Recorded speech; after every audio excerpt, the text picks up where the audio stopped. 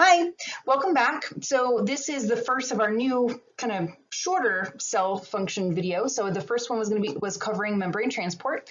This one's going to cover cell division. So when we talk about cell division, this is a process that's called mitosis. Okay. So mitosis is a process of taking one parent cell and copying the DNA and all the organelles to create two daughter cells. So this is called a parent cell. And these are called daughter cells. It doesn't have any indication to do with sex of the cell or anything like that. It's just kind of terminology. So the parent cell goes through this very specific process of steps to become two daughter cells.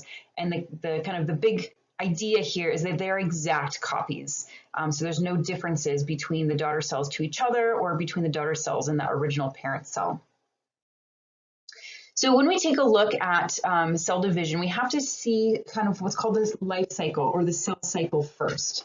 So when we talk about cells just kind of hanging out, they spend most of their time in what's called interphase. So that's this blue arrow right here. So interphase, if this was a clock, about 75% of the time of a cell's life would be spent in interphase, just growing and doing normal activities. If the cell was going to get a signal saying, hey, you're going to need to divide, maybe you're a skin cell or a bone cell and the individual is growing, or in this case, it's a plant root cell that we see in the slide picture, it's going to say, okay, so before I can get into the actual stages of cell division, which is the mitosis, I've got to make a copy of my DNA. So DNA, if you remember, is the genetic information of the cell. You have to have all of the information in your new daughter cells for them to function properly. So we go through what's called the growth 1 phase, G1. And then the signal comes in saying, hey, you need to divide. You divide. So then they go into the next phase, which is called the S phase. And this is all within a bigger umbrella of the interphase. So the S phase is where DNA actually replicates. And we're going to take a look at what that looks like here in a second. And then once the DNA is replicated, it's all ready to go. Then we have our G2 phase, which is the cells preparing for the actual event of cell division. We might be replicating our mitochondria, making some more ribosomes, growing a little bit bigger and making more cytoplasm. So we have enough stuff to go around when division actually happens. So then when everything is ready, the DNA is replicated, we have enough of everything, then we hit this M phase, which goes through these 4 specific steps: prophase, metaphase, anaphase, and telophase, PMAT, if you need a mnemonic to help you with that. All right, so let's go ahead and take a look at the DNA replication and see what that looks like, and then we'll go through the stages of mitosis. So DNA is what we call a double helix. So pre-replication, it's just going to be a big long molecule that kind of looks like what I put in that box. So it's a double helix. It has these 4 molecules that kind of stick towards each other in the middle, and those are called bases. They are named adenine, thymine, cytosine, and guanine, indicated by these little colored boxes here. And there's a really important rule to know about these is that they have partners. So A's always partner with T's, and C's always partner with G's, right? So we can see that in all of these pictures. You find a C, you're always going to see a G right across from it. You find a T, you're always going to find an A right across from it. So these are called base pairing. These are bases, and they pair up with each other. So because we have that rule, and that's just the way that DNA is made, if we were to separate the 2 halves of this double helix, each half basically has the instructions or the template, the pattern to make the opposite half. And that's exactly what happens. So with a very complicated set of enzymes and steps that we're not going to get into in this class, what happens is each old strand serves as the template for the new strand. So I'm going to work right here. I'm going to start right here, kind of where the enzyme would be working next. So if I have this little C exposed on my template strand, I'm going to need to put in a G because C's and G's go together. So we're going to build the backbone here. I'll just kind of pretend I'm extending that purple backbone. And then we are going to put a G across from that C.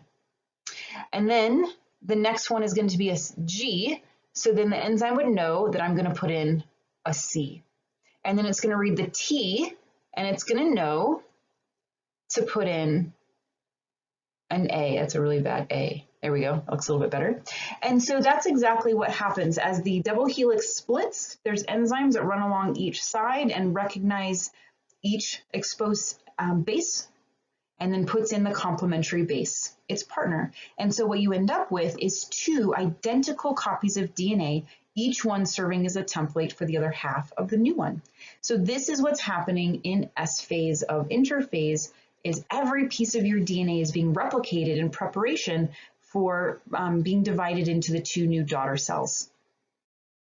All right, so let's take a look. We're just in interphase. So interphase was G1, S, and G2. So we're primed and ready to go. We have our replicated chromosomes. So normally our chromosomes, they kind of thicken up in prophase. We have early and late prophase. I'm just going to combine them together. So one of the things that happens with the chromosomes are big, long chains of this DNA.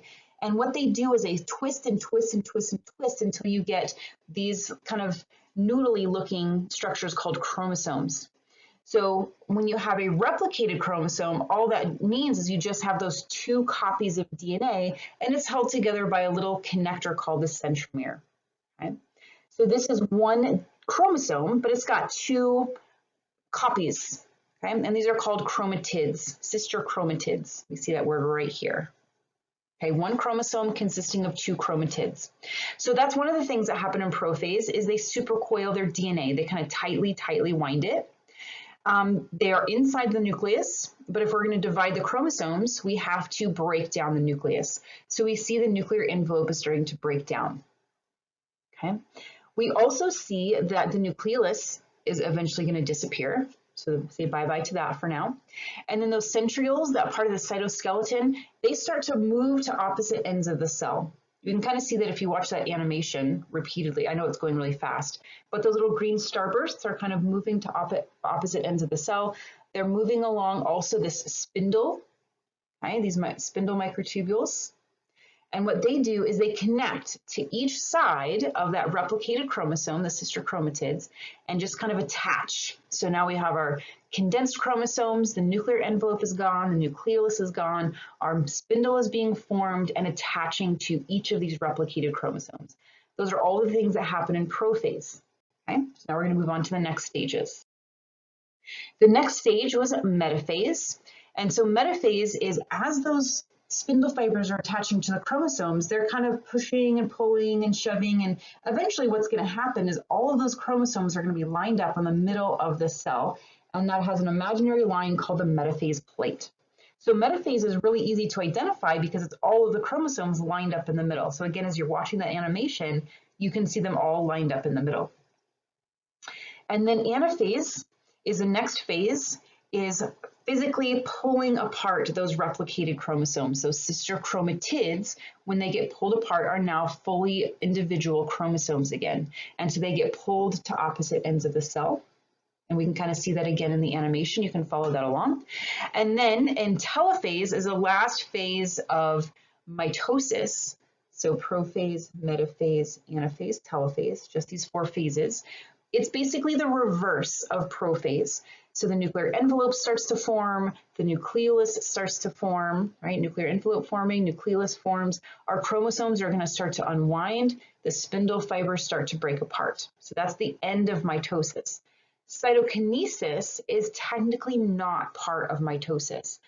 All it does is it just finalizes the rest of the cell division, like the cytoplasm and organelles. Mitosis is specifically referring to nuclear division. Cytokinesis is everything else. So it comes at the end of dividing that nucleus.